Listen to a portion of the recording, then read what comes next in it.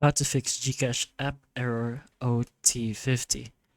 Now, since this is an error code that will usually say submit a ticket when it appears, you can first go ahead and try doing that first. Press on the submit a ticket option if you have it. But after that, make sure your network connection is good, since that's usually the problem when it comes to errors like this. So switch between Wi-Fi and mobile data. You can try resetting your Wi-Fi as well, since a weak or unstable network often causes errors in GCache. You can also go to your settings over here and into your apps.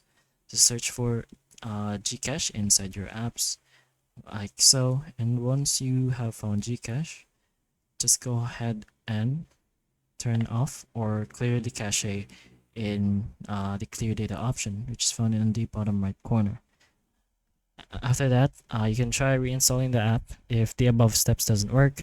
And if you do see an update option in your Play Store, just go ahead and update your Gcash to the latest version.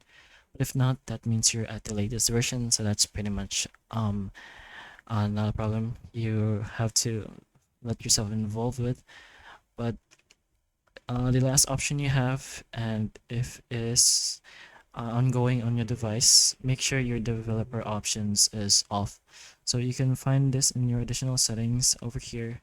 Then scroll down a little to the section over here. So if your developer options is on, it will appear here and you can turn it off.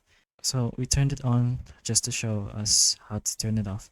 So developer options, and just go ahead and turn it off. It's that quick.